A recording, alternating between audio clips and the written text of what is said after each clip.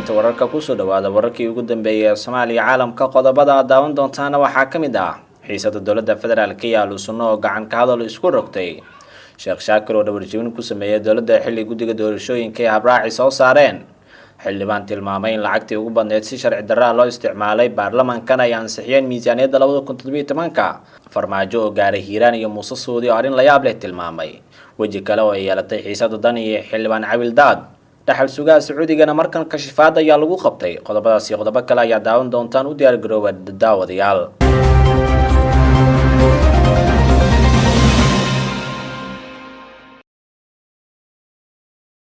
mar kale haddii aad ku cusub tahay xubinta wararka fadlan subscribe saar ku dhufo gambaleelka si aad u noqoto daawadaha kuwaad wararka aynu halkan ku baahino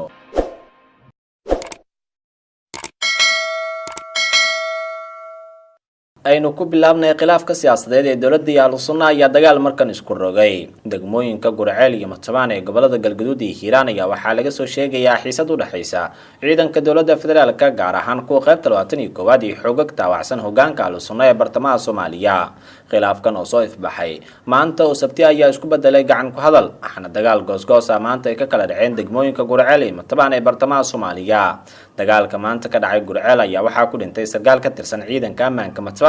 kaasoo magaciisa lagu sheegay Bashiir Cali Badal waxaana uu kamid ahaa saraakiisha ciidanka Al-Sunno ee halkaas ku sugnaa warar lagu kalsoon yahay oo warbaahinta ayaa sheegaya in ciidanka dowladda ka tirsan ee Matabaan gaaray ay galbinayeen wasiirka arrimaha gudaha Cabdi Maxamed Sabriye waxaana halkaas isku rasaaseeyay ciidanka Al-Sunno iyo ciidamo watay wasiirka arrimaha gudaha Cabdi Sabriye Xuseen Salaad Ibrahim gudoomiyaha degmada Matabaan ee gobolka Hiiraan ayaa ku eedeeyay askarta wasiirka inay bilaabeen xabado taasina ay ka dhalatay dhimashada mid kamid ah askarta booliska Matabaan waa waxba kama jiraan ayuu sheegay VOA-da markii la weydiiyay haddii ay soo istaageen ay gudaha magaalada galaan kolonyada wasiir Sabriye annaga dhankeena hal askari ayaa naga geeriyooday ayuu raaciyay hadalkiisa dhinaca kale tacshirad u dhaxaysa ciidanka dowladda iyo xubnaha ka tirsan Al-Sunno ayaa laga soo tabiyay isla maanta magaalada Gurceel ee gobolka Galgaduud gudoomiyaha ayaa ku eedeeyay wasiirka inuu duulaan ku soo qaaday Matabaan waxaana uu sheegay in ciidanka Al-Sunno ay dhinac ugu sugan yihiin degmada ku taal xuduudka kala qaybiya gobolada Hiiraan iyo Galgaduud ee bartamaha Soomaaliya ila wareediyo ayaa waxay warbaahintu u sheegeen in iskoorimaad ku yimid markii dagaalyahanada ka tirsan Al-Sunno ay amreen in askarta hub ay dhigaan taasoo keentay in isfaan waa kadib gacan ka hadal ay dhalisay waa degmada Gurceel goobjoogayaal kala duwan oo qadka teleefanka lagu wareystay waxay shaaciyeen in tiro shacab ah ay meesha wax ka dhaceen kaag dhawaayeen oo waxyeelay ka soo gaartay xabadaha ay isweydaarsadeen labada dhinac xaaladda magaalooyinka iyo shaqaqooyinka ka dhaceen ayaa haatan mid degan walow la dareemayo saameynta oo ah hadalhaynta dadweynaha oo aad u muuqata Ahlu-Sunno iyo xukuumadda ayaa isku maandhaafsan hanaanka loo maamulo dhismaha Galmudug loo mideysan yahay waxaana iminka xaaladda ay u muuqataa mid lugaha la sii galaysa dagaal oo gacan ka hadalba sida hadda bilaabatayba ay muuqato haddaba iyadoo ay taasi jirtana guddiga doorashooyinka Galmudug ayaa ku dhawaaqay habraaca soo xulista baarlamaanka guddiga doorashada maamulka Galmudug ee dhanka Sheekh Maxamed Shaakir Cali Xasan ayaa ku dhawaaqay habraaca loo muri doono xulista xildhibaanada baarlamaanka maamulka Galmudug guddigan ayaa sheegay in odayaasha dhaqanka ay soo xuli doonaan 54 xubnood halka madaxda Al-Sunno ay soo xuli doonaan 35 xildhibaan guddiga waxay sheegeen in lagu saleyn doono xubnaha baarlamaanka Galmudug midkii cadaado 89 mudan ah waraaqaad u dheer oo guddiga ka soo baxday waxaa lagu sheegay doorashada waxaa lagu qabanayaa dowlad goboleedka Galmudug waa in la qabtaa doorasho xor xalaal ah u dhacda si cadaalad ah loo siman yahay ujeedadana waa in la xaqiijiyaa xaqa muwaadinka reer Galmudug oo uu leeyahay inuu doorto cid u matalaysa hoggaanka Galmudug iyo inuu isku sharxi karo xil siyaasadeed loona dooran karo sida ku cad qodobka 29aad faqradiisa 3aad ee dastuurka dowlad goboleedka Galmudug ayaa lagu yiri waraaqdan nidaamka matalaadda waa inuu ahaadaa mid furan oo qof kasta fursad u siinaya inuu ka qayb qaato habraacyadiisa xeerarka muwaadin kasta oo xildhibaan noqonaya waa inuu buuxiyaa shuruudaha ku cad waxyaabaha soo baxaya lagu yiri xildhibaanada golaha sharci dejinta waxay ka koobnaanayaan 89 xubnood waxaana soo xulaya 54 xubnood waxaa soo xulaya odayaasha dhaqanka ee Galmudug 35 xubnood waxaa soo xulaya madaxda culimada diinka Al-Sunno dhinacyada soo xulaya xildhibaanada waa inay xaqiijiyaan qoondada dumarka iyo awood qaybsiga beelaha Galmudug ayaa lagu yiri xalinta khilaafaadkii cabashooyinka ka dhashay doorashooyinka qayb ayay ka tahay guddigan shaqadooda qabiil walba oo kamid ah beelaha 12ka ee reer Galmudug waxa uu helayaa saami qaybsiga xildhibaanada tirada uu horay ugu lahaa 89kii xildhibaan ee golaha sharci dejinta dowlad goboleedka Galmudug ayaa waraaqdan oo ku saxinaa gudoomiyaha guddiga farsamada doorashooyinka iyo xalinta khilaafaadka Galmudug Yaasiin Sheekh Maxamed oo magacaabay Sheekh Maxamed Shaakir Cali Xasan ayaa waraaqdaas ku qorneed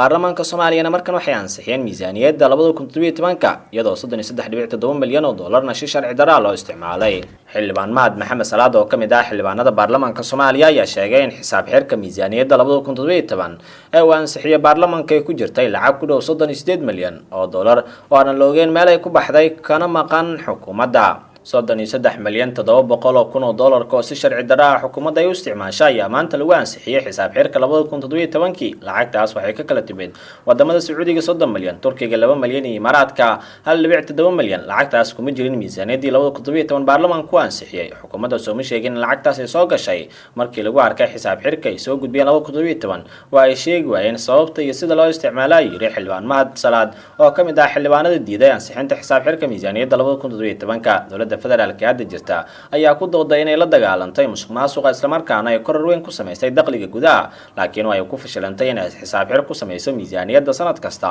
inta aan la soo ansixin miisaaniyadda sanadka kale. waxaana muuqata in xisaab xirka xukuumadda aan lagu qancinin xildhibaanada. miisaaniyadda sanadkii 2017 oo gaaraysa 245,566,045 dollar ayaa dood badan ka dhalatay kadib markii xildhibaanada ay ku eedeeyeen hay'adaha dowladda inay si qaldan loo isticmaalay miisaaniyadda qaar ayna cadeen xisaab xirka iyo qarashaadka maqan halka loo isticmaalay. waa xisaab xirkii ugu horeeyay oo ay sameeyso dowladda hogaamiye madaxweyne Farmaajo oo lagu dhaliilay tan iyo markii la doortay inaanu xisaab xir miisaaniyadeed sameyn iyadoo sanadku uu ka harsan yahay muddo xileedkeeda. khamiistii la soo dhaafay ayaa markii golaha wasiirada ay ansixiyeen miisaaniyadda sanadka soo socda 2020 taasoo gaaraysa 400 milyan lacag kor u dhaafaysa. 128 xildhibaan ayaa ogolaatay xisaab xirka miisaaniyadda sanadan. 8 xildhibaan ayaa diiday, 5 xildhibaan oo ay ka aamustay. sidaas ayay miisaaniyaddii ku ansaxatay. waxaa kulanka ka dhex muuqday wasiirada xildhibaanada ku jira golaha wasiirada waxaan ujeedku ahaa inay ansixiyaan miisaaniyadda sanadka 2017. miisaaniyaddan waxay noqonaysaa tii ugu horeysay oo ay xukuumadda loo ansixiyo. madaxweyne Farmaajo waxa uu gaaray magaalada Beledweyne ee xarunta gobolka Hiiraan. madaxweyne Maxamed Cabdullaahi Farmaajo ayaa gaaray Beledweyne xarunta gobolka Hiiraan oo ay harqiyeen daadad ka dhashay fatahaado uu sameeyay webiga Shabeelle. madaxtooyada ayaa ujeedka socdaalka Farmaajo ku tilmaamtay si uu u kurgalo xaalad bini'aadanimo ay ka dhalatay fatahaada webiga Shabeelle iyo howlaha gurmadka ee hay'adaha dowladda ay wadaan. mas'uuliyiintan waxay shaaca ka qaadeen ku dhawaad 60 kun oo ruux ay ku barakaceen daadadka xilli ay ku dhinteen 10 ka mid yihiin saraakiil ka tirsan maamulka gobolka iyo kan degmada. xukuumadda federaalka ee Soomaaliya ayaa horey u diisatay beesha caalamka inay maalgeliyaan xalka waara ee fatahaadiyada ku soo noqnoqday Hiiraan sababtay Beledweyne ugu soo laabteen. bulshada ka kooban oo 32 xubnood oo dhammaan bulshada dhamma ay ku dhantahay iyo guddi hay'adaha samafalka iyo maamulka heer wasaaradeed oo Hirshabeelle ay ku midaysan yihiin oo task force liira oo lagu maareeyo oo hay basiibadan. waxaan ku faraxsanahay inay nagu soo biireen wasiiro iyo xildhibaano iyo aqoon-yahano ka socda xafiiska Prime Ministerka oo runtii inay arrintan nala xoojiyaan. waxaan ka dalbanay in mataqaanaa booliisna loo keeno dheeraada, in xeer ilaalinna loo keeno, in muxuu ahay maxkamadda qalabka sida la keeno, in dadka la tuso ciidii dadka saas u yaal wixii loogu talagalay qaadata inaysan mataqaanaa aysan ku faa'iideyn. excellency dadkaas naga gaarsii niyadda wanaagsan noo muujiyey. annaguna waxaan ballan qaadaynaa laga soo bilaabo levelka ugu hooseeya ilaa xafiiskaada oo aan ognahay adiga iyo xafiiska Prime Ministerka inaan habeenkii laga seexan. annaguna sidaas oo kale ayaanaan mataqaanaa anaan seexan. haddana in mataqaanaa wax nalala toosiyo oo nalala response-ka nalala toosiyo oo iyagana qayb weyn ka qaatay oo isxil qaamay oo aruuriye dhaqaale aad iyo aad u fara badan raashin badan u keenay dadka tabaalaysan ee walaalahooda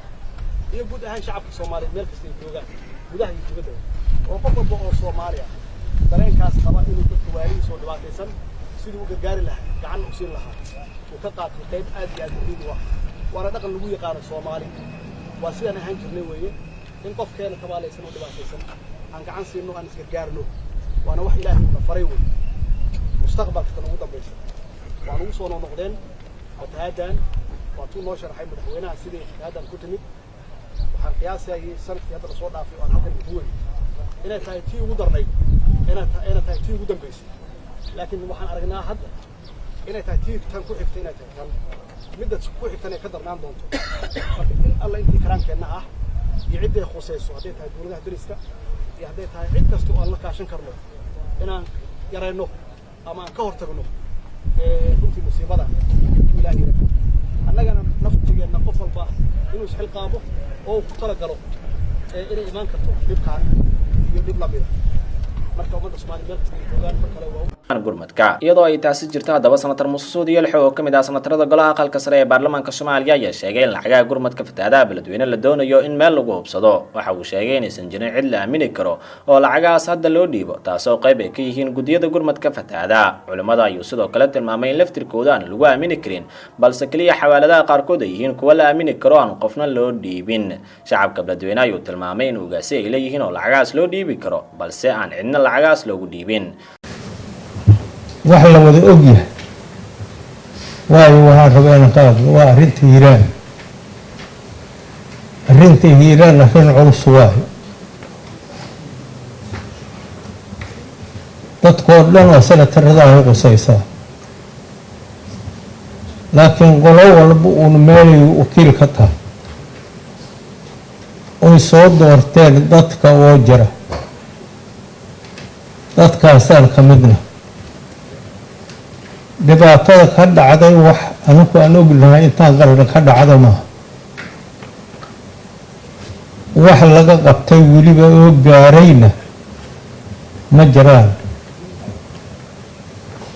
wax la sheegayo waa maqalnay dadoo ay lahaayna waa maqalnay laakiin waxaasaa gacantooda galay waa maqalnay wax la darbaale iyo waxsaas laakiin meesha baahi badanaa ka jirto baase badana waa la yaboohay lacagta naftirkeeda waxay rabtaa meel ku hubsasho dadkan dad wixi loo dhiibo in yaraa dadka gaarsiiyey waxaa la yidhi qof bugto qof baahan wax looguma diido dalkaana kan waa wadaad kan waa hayahe mataqaanaa caami kan waa wixigi qof la aamini karoon maamulkeeda hore loo aqaanin ma jirto wadaadada fiican lamaba arko kuwa qaylahayo waa kuwa horor waxaan rabnaa marka haddii wax la helo in hurmuud loo dhigo aniga hurmuud kama tirsan shirkadna lami laakiin wixii la dhigto Salmaan ayaa la tuhmayaa inuu xiriir jecel la leeyahay Lindsay Lohan waxaa sii xoogeysanaya warar ay warinayeen qaar ka mid ah warbaahinta Mareykanka oo ku saabsan xiriirka jecel ee qarsoodiga oo ka dhaxeeya dhaxal sugaa boqortooyada Sacuudiga Carabiga Maxamed bin Salmaan iyo aktarada Mareykanka ee Lindsay Lohan wargeyska Daily Beast ayaa wariyay in Maxamed bin Salmaan Lohan ay aad isugu soo dhawaayeen bilihii dhawaasa markaana uu caalamkooda ugu duulinaya diyaaradihiisa gaarka isla markaana ugu qayb qaadanayay hadiyaduhu Maxamed bin Salmaan siiyay Lindsay waxaa ka mid ah credit card ay ku jirto lacag badan mar dad ku dhow Lindsay la weydiiyay waxa ku jira xiriirka waxay sheegeen in iyadii Maxamed bin Salmaan ay isgaranayaan balse aysan bixin faahfaahintaas ka baxsan dad arintan xogogaal ah kuna dhow Lindsay oo 33 sano jir ayaa sheegay in si joogto ah isku yeedarsadaan fariimo qoraaleedyo balse waxay beeniyeen inuu siiyay hadiyad lacageed iyo xiriir jecel inuu ka dhaxeeyo midkoodna